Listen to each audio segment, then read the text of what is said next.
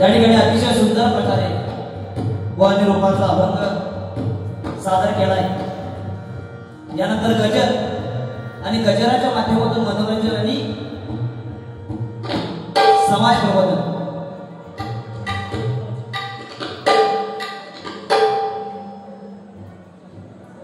या ठिकाणी सन्माननीय श्री बाळकृष्ण मेस्त्री बुवा परशुरामवाडी यांच्याकडून हे माझ्यासाठी आशीर्वाद रूपी 100 रुपयाचा बहुमूल्य बक्षीस आलेले स्वीकार करतोय। धन्यवाद। तर या ठिकाणी अतिशय सुंदर प्रकारे बुवांनी भजनाची सुरुवात केली। अतिशय सुंदर असं रूपाचा अभंग बुवांनी सादर केला। यानंतर गजर आणि गजराच्या माध्यमातून मनोरंजन आणि समाज प्रबोधन। कारण कसं आहे, आता आम्ही दोन्ही बुवांना आवाहन करत राहिलो तर तुम्ही काय म्हणशाल, जय जय रामकृष्ण हरी, आणि यांच्या भजनापेक्षा घराकडे घेतलेली झोप बरी। आणि आता तास झाला, जवळजवळ बराचसा टाइम काढला बुवान। याच्यानंतर माझा गजर म्हणजे बरीचशी मंडळी गेली सुद्धा। काय सांगता, वेळेचं महत्व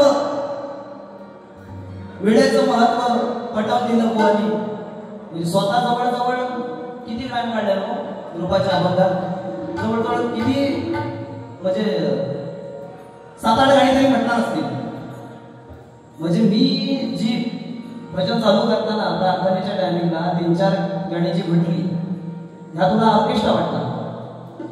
आणि तू जे आता जे केलंस काय केलं, म्हणजे लोका सांगे ब्रह्मांडाने आपण कोरडे म्हणणार असं आहे का? सगळं सोडून द्या, समजला? अशी जर आपली वृत्ती असेल ना तर मग बोलायचं नाही त्यावर, समजला? काय सांगणार, तुझी म्हणता दांडी उडवून टाकी, यो पहिला विषय। त्याच्यानंतर काय सांगणार, ढोलकी भजनात वाजवायची नाही। मी रूपाच्या अभंगात बकवास झालो, पण महाराजांची जी 2 गाणी म्हटली त्याच्यासाठी ढोलकी लागणार होती म्हणून मी वाजवली। तो विषय तुला घटक ना पडासा। पण तू आता रूपाच्या अभंगात जब तक सासे चलेगी, खायच्या अभंग म्हटला होता रे, हा? जब तक सासे चलेगी, हिंदी गाणं रूपाच्या अभंगात। या बुवा तू गजरात पण म्हणू शकतोस, हा? आणि काय सांगते, तुझ्यासारख्या बुवाची तोंडा बघू नये, हा? म्हणजे काय वाईट केलं मी? मंडळी, भजनाची सुरुवात करताना एक शब्द सुद्धा बुवानं बोलू नाही मी, कारण मला माहिती होतं। कारण कसा आहे विषय, रत्नागिरी जिल्ह्यात बुवा तुझ्या माहितीसाठी सांगतोय, म्हणजे तू बरंच काय सांगितलंस, म्हणजे तू इथं जवळचा असून सुद्धा ही सगळी माहिती वगैरे काय घेतलीच नाही इकडची, असं वगैरे बोललास। बरं काय, तुझ्या माहितीसाठी सांगताय, रत्नागिरी जिल्ह्यात बुवा मी बोलू शकलो असतो नाही असं भाग नाही, पण रत्नागिरी जिल्ह्यात बुवा संगमेश्वर तालुका म्हणजे ही बुवा एक कलाकारांची खाण आहे, समजला? इथे भजन क्षेत्रातील कलाकार आहेत, नमन क्षेत्रातील कलाकार आहेत, बरेचसे कलाकार आहेत। त्याच्यामुळे बुवा इथे भजन ऐकणारे पण लोक आहेत आणि वातावरण ऐकणारे सुद्धा 50-50%, हा? त्याच्यामुळं असं काहीतरी सांगू नको। त्यानंतर काय सांगितलं, तुझी म्हणता पायाची झेरॉक्स कॉपी दे। काय वाईट सांगितलं, हा? वाईट काय सांगितलं सांग ना, काय वाईट बोलला? तुझी म्हणता झेरॉक्स कॉपी दे, मी त्या उघडतल्या आमच्या बुवांना दाखवतोय, जाऊ दे। तुला कसं आहे माहिती का, दुकान चोरमोर यायचं पण ऐट सावकाराची, म्हणजे 10 रुपये घ्या म्हणा, असं आहे काय? भजन म्हणजे काय ना तो दाखवतो। आमचे पंचाळ बुवा म्हणायचे, भजन नो वेरी फॅशन, काय म्हणायचे बघ।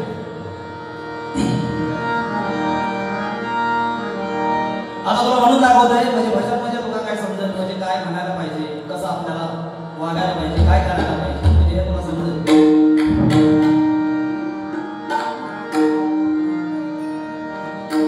हे भजन नो वेरी फॅशन, हे भजन नो वेरी फॅशन, हे भजन नो वेरी फॅशन।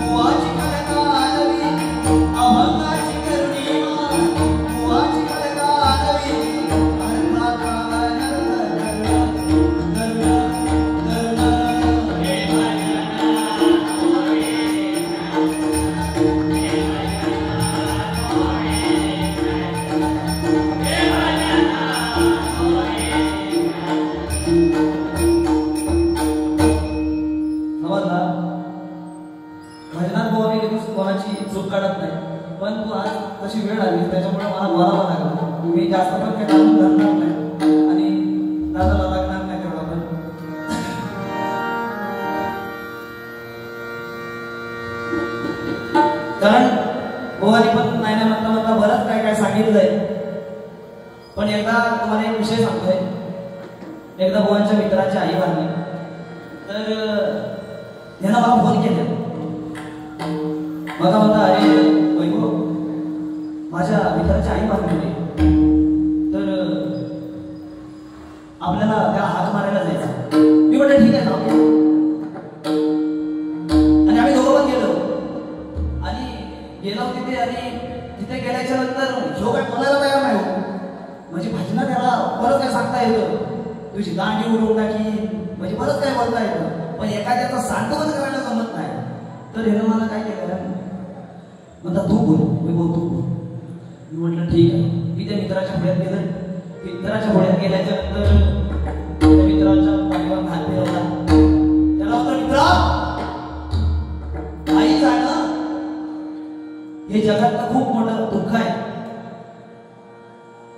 ही वेळ प्रत्येकाच्या आयुष्यात येते रे. ही तुझी आई नव्हती, ही माझी सुद्धा एक आई होती. ही तुझी आई नव्हती तर आपल्या पूर्ण वाडीची आई होती. ही तुझी आई नव्हती रे, ही आपल्या संपूर्ण गावाची आई होती. एवढं म्हटल्याबरोबर त्या मित्राच्या डोळ्यात पाणी आलं. हौस झाला तो. त्याच्यानंतर त्याला आम्हाला चहा वगैरे दिलं आणि आम्ही निघालो. आणि त्याच्यानंतर बरोबर 8 दिवस याच्या मित्राची बायको वारली. तर ह्यानं मला त्यावेळी काही फोन केला नाही, कारण मोठेपणा करायची सवय ना. हा तर ह्यानं मला त्यावेळी काही फोन केला नाही. आणि एकटाच गेलो आणि चालू केलं. अरे तू घाबरू नकोस, ही वेळ प्रत्येकावर येते. बायको जाणं हे जगातलं खूप मोठं दुःख आहे. ही तुझी बायको नव्हती रे, ही माझी सुद्धा बायको होती. ही तुझी बायको नव्हती रे, तर आपल्या वाडीची बायको होती. ही तुझी बायको नव्हती रे, तर आपल्या संपूर्ण गावाची बायको होती. एवढं ऐकल्याबरोबर त्याला दांडव काढल्या. सांगतो एकदा असं सांगतोय, मुंबईत गेलो. मुंबईत कशासाठी? एका लग्नासाठी. आता गावातलं मंडळी लग्नासाठी जाणार माणूस कसा असणार? खाण्यापिण्याच्या बाबतीमध्ये काय बघा, असं वाढलो मारून खाणार, असलो एक भात घेणार, असलो वाटलो आणि त्याच्यामध्ये बर्फ वाटणार बर्फ, मग त्याच्यातच भाजी, त्याच्यातच आमटी, त्याच्यातच लोणचा. मग ह्या सगळा आपण खाऊन झाला की नाही, मग दुसऱ्या दिवशी या माणसाच्या डोळ्यात का उभा राहा, तर भाजीला नाही करू शकतो. तर लग्नासाठी गेलेले आमची बुवा मुंबई सर्व लग्न वगैरे ऐकत राहिली. आणि ज्या ठिकाणी पाहुण्याच्या राहण्याची सोय केली होती ना, त्या बिल्डिंग जवळ येऊन हे पोहोचले. त्या बिल्डिंग मध्ये होती एक लिफ्ट. त्या लिफ्ट मध्ये जाऊन घेऊन चढले. आता लिफ्ट काय माणसानं लगेच वर जाणार नाही हो, म्हणजे थोडा वेळ लागला त्याला. तर लिफ्ट गेली वरती, त्या लिफ्ट मध्ये चढली एक पोरगी. पण ह्याच्याकडे बघितल्याबरोबर काय लगेच पर्समधून सेंड काढल्या, 4-5 ठिकाणी मारल्या, फास फास फास फास फास फास. आणि लोक दाखवले बघ म्हणता फॉक 3000 रुपये. पण ह्यो गावात न गेलेलो तुझं फॉक असू दे नाही तर डॉलर असू दे, हा काय करायचं आहे. तर थोड्या वेळाने दुसरा व्हिडिओ गेला त्याच्यामध्ये, तिथं पण काकेत मारल्यात. पण ह्याच्याकडे नुसता बघितल्याबरोबर लगेच पर्समधून सेंड काढल्या, फास फास फास फास फास फास. आणि एका दाखवले बघ म्हणता जास्मिन किती 5000 रुपये. जास्मिनची ती ऑर्डर 5000 रुपये. पहिल्यान गेल्या फॉस्फॉस, दुसऱ्यान गेल्या फॉस्फॉस. पण ह्यो गेलो गावात, एक तर गेलेलो लागत असणं चांगलं आडो मानून, तर ह्यानं फक्त एकदाच गेल्या ना फॉस्फॉस. आणि त्यांना सांगितलं बघ मान 20 रुपये किलो वाटते. त्याच्यातली परिस्थिती वा लग्नाच्या आधी आता लग्न झालं. लग्नाच्या आधी माझा पण एक लफडा होता. आणि माझी जी गर्लफ्रेंड होती ना बाबा, मला काय म्हणायची, वैभव अरे मला अशा ठिकाणी घेऊन चल ना की जिथं अजूनपर्यंत कोणीच कोणाला नेलं नसतं. तर मंडळी माझ्या काय डोक्यात आलं तर मी तिला चूक डायरेक्ट मसवट्यात नेल्याबरोबर ती मला म्हणते कशी, अरे म्हणता भाई काय आलोस. अगो म्हटलं मसवट्या बघण्यासाठी लोक मरतात, जिथे पण म्हणतात तुला इथं आणलंय. त्याच्यातली परिस्थिती. आज तो तरुण वर्ग या ठिकाणी उपस्थित आहे, त्याच्यामुळे थोडंसं बोलावं लागणार आहे. पण भावानं काही वर्गी बघू गेला होता तर बरीचं काय बक्षाल, म्हणजे बाकी काय तिथं नाही बघितलंच तरी बाकी तसं काही नाही. म्हणजे त्याचा स्वभाव बिभाव बाकी काय नाही बघितलंच तरी झाले. मुलीच्या डाव्या पायाच्या अंगठ्याच्या बाजूचा बळ ता जर मोठा असेल ना तर ती मुलगी भारी आहे, आणि ता जर बारको असेल ना तर ती आपल्यापेक्षा थोडस वरचढ बनणार, म्हणजे आपली सातपाटा काढणार, पिसा काढणार 100%. तर ह्या मंडळी येणार माझ्या एका भजनात सांगत होते, आणि माझ्या समोर आहे ना 2 अशा आजीबाई बसल्या होत्या. आणि ह्या सर्व कार्यक्रम त्याचं सांगून झाल्या. त्याच्यात एका आजीबाई काय केल्या, हळूच आपला बदल सुरू करून बघितला. आमच्याच्या बाजूचा पाठ मोठा, ती बाजूच्या पुढे हे म्हणता शेवंत म्हणता ह्या बघ काय तरी म्हणतं भांड्याचा माणूस माझ्या पुढे किती नाही बनवून. याच्यातली परिस्थिती.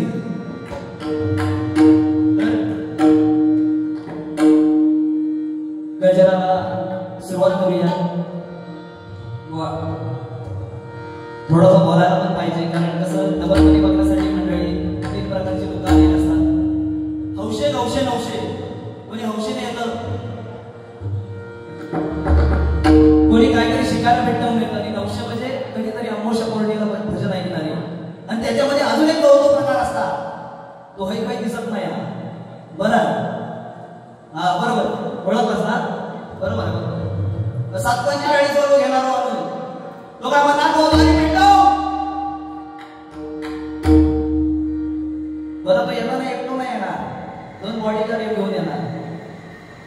दुसरं म्हणणार गो बारी खाली लावू, तिसरं म्हणणार बारी उडवू. आमचा दोघांचा जॅकेट चिकटला की हे सगळे घालत जाणार. ही परिस्थिती आहे. पण मंडळी यांच्यासारखी माणसं असणं गरजेचं आहे, कारण घेणारा माणूस मंडळी वाईट नाही. आज आपण म्हणतो बघा, आज आपण म्हणतो की ह्यो घेणारो झालो, तो घेणारो झालो, पण मंडळी घेणारा माणूस अजिबात वाईट नाही.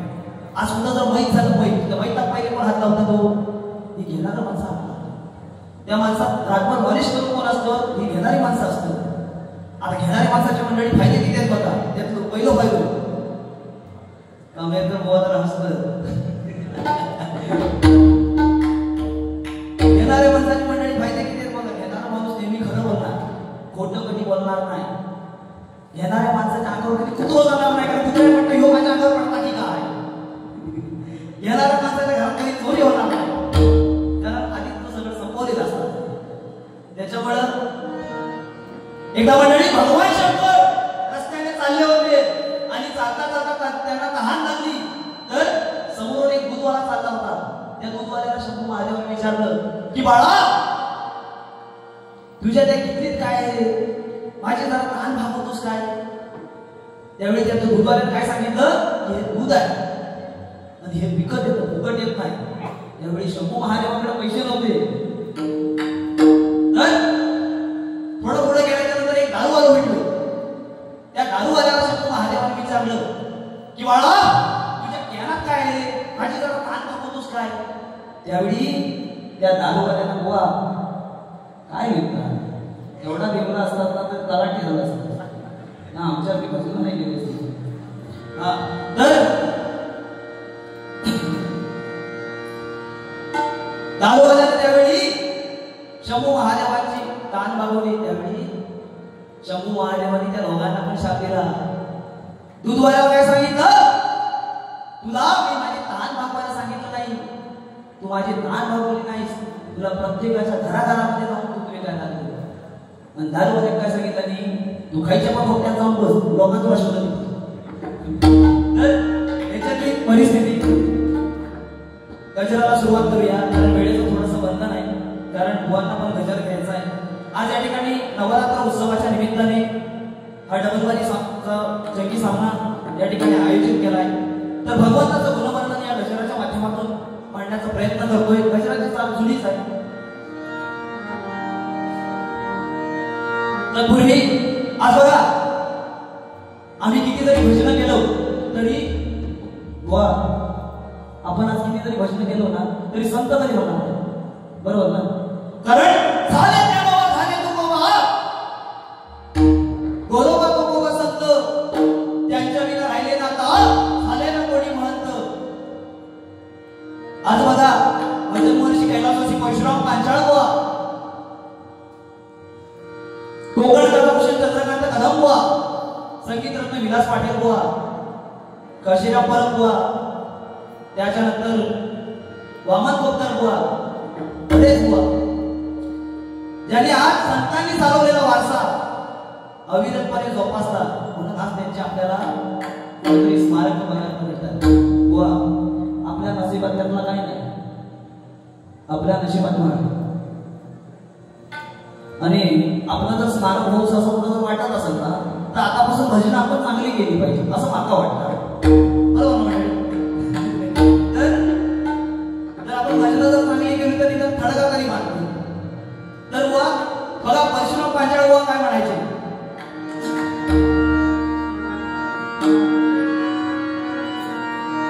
तू सुख करना, तू दुःख करना, तू सुख करना, तू दुःख करना, बाबा मोरया गजानना, गजानना,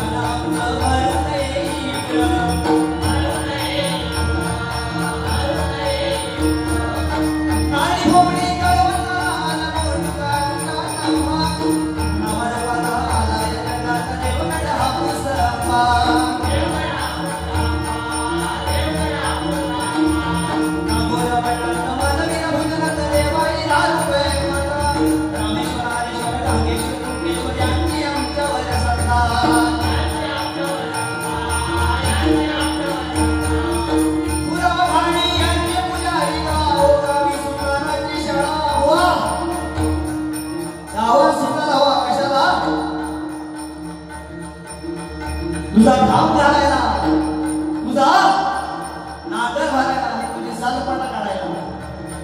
आणि अडू म्हणतो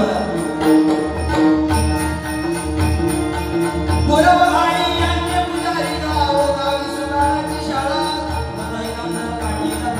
सामान्य देवळारी बाबा मोरया गजानना.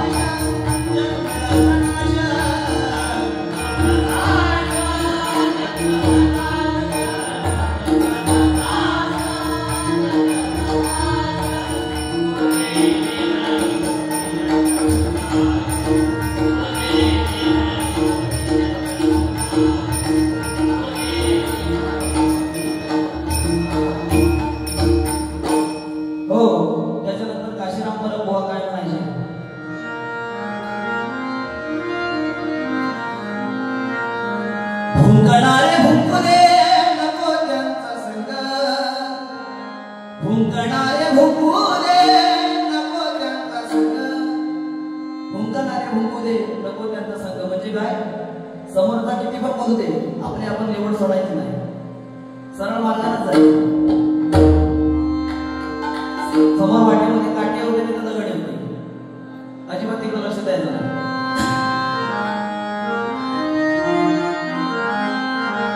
भुंकणारे भुंकू दे नको त्यांचा संग, आम्ही आम्ही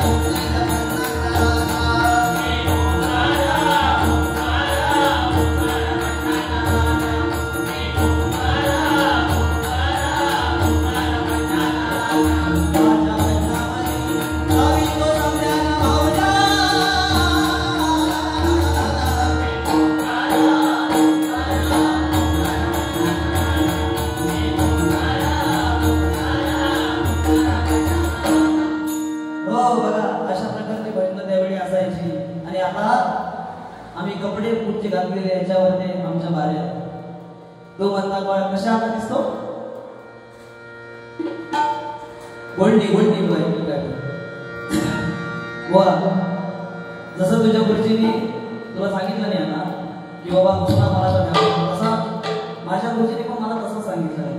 त्याच्यामुळं तुझी जेवढं तेवढी परतफेड झालेली आहे. आता गजराला सुरुवात करताय.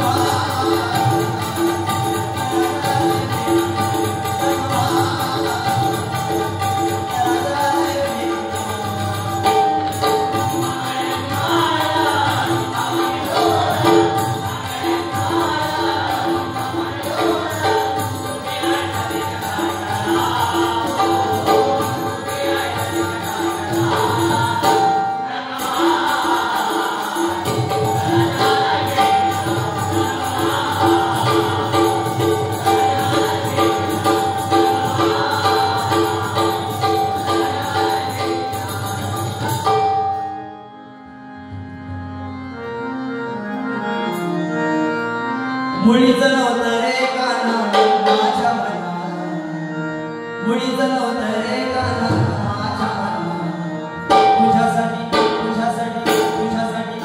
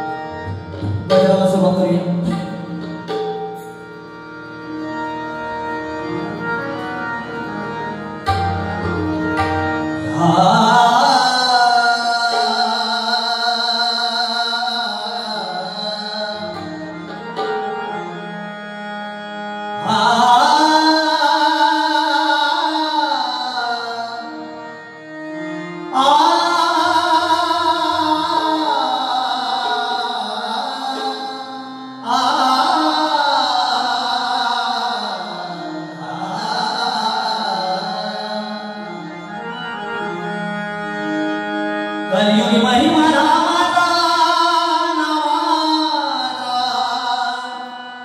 नामाचा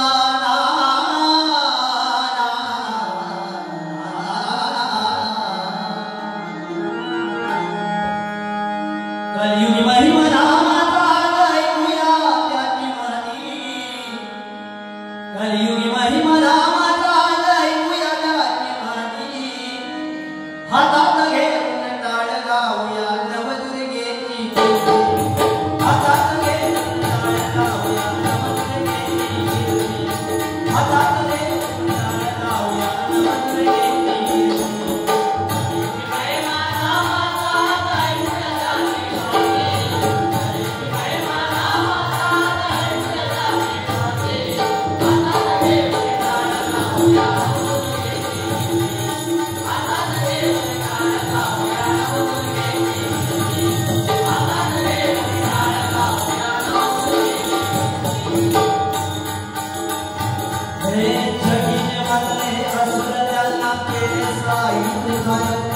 महिषासुर मर्दिनी हारी हारी महिषासुर, महिषासुर मर्दिनी हारी हारी महिषासुर, महिषासुर मर्दिनी हारी हारी महिषासुर. हो बघा, भक्तांच्या रक्षणासाठी आणि दैत्याचा संहार करण्यासाठी मातेने अनेक उपाय धारण केले. त्यामध्ये एक उपाय महिषासुर मर्दिनी. मातेला महिषासुर मर्दिनी असं का म्हटलं जातं? महिषासुराला काय केलं म्हणून तिला महिषासुर मर्दिनी असं म्हटलं जातं. त्यानंतर बघा, रक्तविष नावाचा राक्षस म्हणजे कोणतं ज्याचा एक रक्ताचा थेंब जरी जमिनीवर पडला तरी त्या ठिकाणी राक्षस निर्माण व्हायचे, एवढी त्याच्यामध्ये ताकद होती. तर अशा दैत्याला मारण्यासाठी मातेने कालिका मातेचं रूप घेतलं आणि या रक्तविष नावाच्या राक्षसाचं सर्व रक्त पिऊन टाकलं आणि चंडमुंडाला त्याला ठार केलं. म्हणून तिचं नाव काय? तर चामुंडा. तर सर्व देवांच्या तेजापासून आणि सर्व देवांच्या शक्तीपासून जी माता प्रकट झाली ती ही दुर्गा माता. तर सर्व देवांबरोबर युद्ध करून मातेला शीण आला म्हणजे थकवा आला आणि हा थकवा कुठेतरी नाहीसा व्हावा याच्यासाठी 9 दिवस आपण जो जागर करतो, नवरात्र उत्सव साजरे करतो, हा त्यामागचा थोडासा उद्देश. बघा सध्या कलियुगाचा जमाना आहे आणि या कलियुगाच्या जमान्यात त्यांनी मगाशी सुंदर सांगितलं कली येताना कसा आलाय की एका हातामध्ये लिंग आणि दुसऱ्या हातामध्ये आपली जीभ, या दोन गोष्टींवरती ज्याचा ताबा असणार आहे ते या कलियुगात राहणार आहे. खरं आहे. तर सध्याची तरुण पिढी आज व्यसनाकडे वळत राहिलेली सध्याची परिस्थिती. पण माणसाने आज व्यसनातच राहिलं पाहिजे. असाच तुमचा एक विषय सांगतोय. आजकाल एखाद्याचे समाज कसे असते, एका गावात आहे ना मंडळी, एक ठिकाणा माणूस आणि तो ठिकाणा माणूस काय करायचं माहिती आहे? रोज देवाला चिठ्ठी लिहायचो, पत्र लिहायचो. त्या पत्रात काय लिहायचो? देवा मला 50,000 रुपये पाठवले. आणि ती चिठ्ठी काय करायचो? एका भुतियाला पाठवायचो आणि भोगा आकाशामध्ये सोडून द्यायचा. हा रोजचा त्याचा दिनक्रम. दारू पिऊन यायचा, चिठ्ठी लिहायचा, देवा मला 50,000 रुपये पाठवून दे, भोगा भोगवायचा, भोगा आकाशात सोडून द्यायचा. हा रोजचा त्याचा दिनक्रम. आणि तो भोगायचा मंडळी बरोबर ग्रामपंचायतीच्या वरून जायचा. हे तिथल्या गावातल्या सरपंचाच्या लक्षात आलं. हे सरपंचाच्या लक्षात आल्यानंतर सरपंचा काय केलं? त्याच्या एक काठी घेतली आणि तो भोगा अडवला आणि ती चिठ्ठी वाचली की देवा मला 50,000 रुपये पाठवते आणि खाली त्या माणसाचं नाव. तर सरपंचा काय आली हो, तर सरपंचाने काय केलं? आपल्या गावातल्या जो स्टाफ जो होता ना ग्रामपंचायतीमधला, त्या स्टाफला सांगितलं की बाबा तो व्यक्तीला 50,000ची गरज आहे, पण आपण 50 नका किंमत 25,000 रुपये तरी देऊया. तर सर्वांनी 2,000, 3,000, 5,000 असे गोळा केले. असे 25,000 रुपये गोळा केले. 25,000 रुपये गोळा केले आणि दुसऱ्या दिवशी सरपंच गेलो त्याच्या घरामध्ये. बाबा रे, तू देवाला पत्र लिहिलं होतंस, देवा मला 50,000 रुपये पाठवून. तर देवा 50,000 नाही पण किमान 25,000 रुपये तरी पाठवून दिला. आता 25,000 भेटल्याच्या नंतर मंडळी त्या माणसाला गप राहायला पाहिजे होतं. तर त्यानं काय केलं? परत दुसऱ्या दिवशी देवाला चिठ्ठी दिला आणि त्या चिठ्ठीत काय दिला? देवा तू मला 50,000 रुपये पाठवून दिले होतेस, ते मिळाले, पण तू त्या सरपंचाला उगाच पाठवलीस, त्यानं माझे 25,000 रुपये कट करून घेतले. याच्यात तो विषय. आणि म्हणून म्हणतो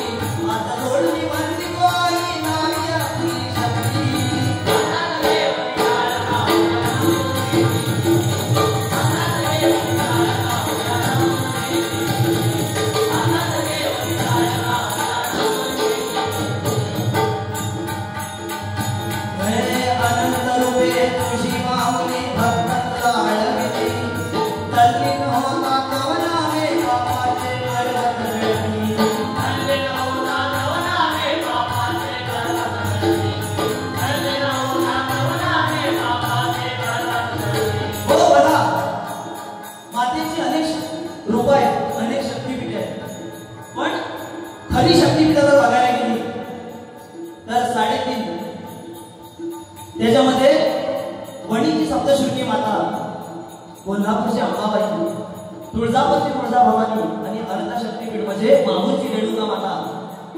माहूरची रेणुका माता ही जमदग्नी ऋषींची पत्नी. आता जमदग्नी ऋषी म्हणजे तर अतिशय तापट ऋषी. तर रेणुका माता नदीवरती स्नानाला गेली असता तिने आपल्या गोंधळीत पाणी घेतलं आणि त्या पाण्यात एका गंधर्वाचं आपल्या सहचारिणीबरोबर निधन होताना बघितलं आणि बघत राहिले.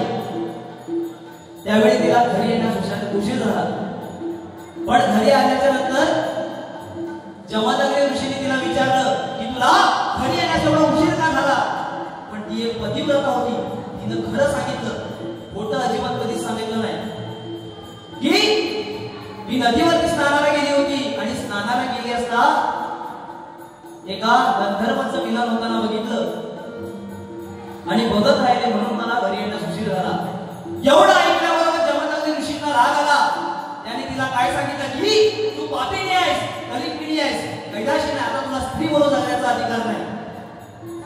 त्यावेळी त्याने आपल्या 5 मुलांना बोलावलं आणि त्यांना ही सर्व हकीकत सांगितली की तुमची आई पापिणी आहे, कैलाशी नाही, तिला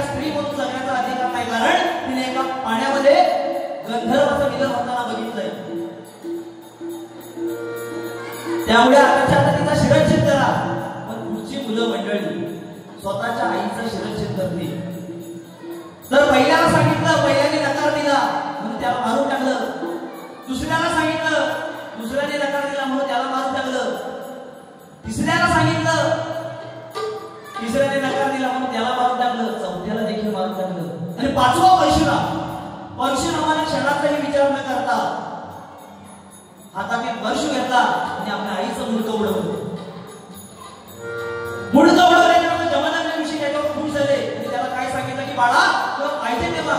त्यावेळी त्याला काय मागितलं, मला बाकी काही नको, मला माझी जी मी चार भावंडाची मारून टाकला ती मला जिवंत करून द्या आणि माझ्या आईचं मुंडकं मला जिवंत करून द्या. म्हणून रेणुका मातेचा फक्त मुंडकं जिवंत आहे, तिचं शरीर जिवंत नाही. म्हणून त्या मुंडक्याची पूजा केली जाते. ही त्यामागची आख्यायिका आहे आणि हे आपण भजनात सांगणं गरजेचं आहे. नाहीतर मग रामाची सीता कोण, आईच नाही तर बाई, या तरुण पिढी समजणार नाही. त्याच्यामुळे ह्याच्यासाठी किंवा आख्यायिका अशा सांगितल्या पाहिजेत आपण. तर म्हणून म्हणतो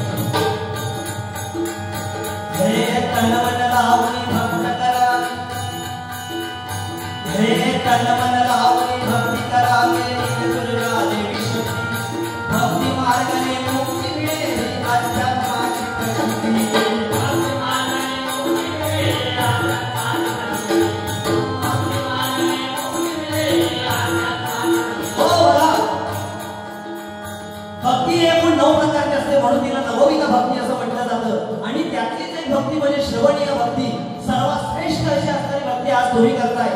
आज आम्ही या ठिकाणी भजन करतोय, तुम्ही त्याचं श्रवण करताय, तर ही खरोखर श्रेष्ठ भक्ती आहे. पण मला आज भक्ती कशी असली पाहिजे, तर ती म्हणजे हनुमंतासारखी. एकदा हनुमंतराय एका झाडावर बसून माळ जप करत होते आणि ती माळ जप करत असताना त्या माळेतले काही मणी दाताने कुरतडवत होते, बाजूला काढून ठेवत होते, फिरवत देत होते.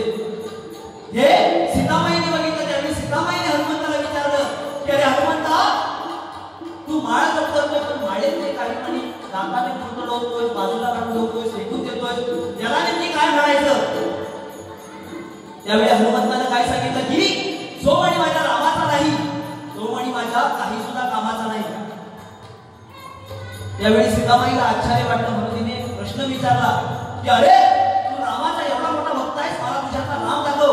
त्यावेळी हनुमंताने आपली छाती फाडली आणि राम, लक्ष्मण आणि सीता या तिघांचंही दर्शन दिलं. आता जर मंडळी कोणी छाती फाडायचं म्हटलं तर त्याच्यात राम नाही, त्याच्यात विमलच भेटणार. बघा त्यावेळी भगवान श्रीकृष्ण हा सुद्धा एक नटनाट्य होता. तो गवळणींच्या घरी जायचा, दही दूध खायचा, पण घरी आल्यानंतर यशोदाबाई त्याला विचारायची की लबाडा तोंड उघड. तोंड उघड म्हटल्यानंतर त्याच्या तोंडातलं दही दूध नाही सवायचं आणि संपूर्ण ब्रह्मांड तिला त्याच्या मुखामध्ये दिसायचं.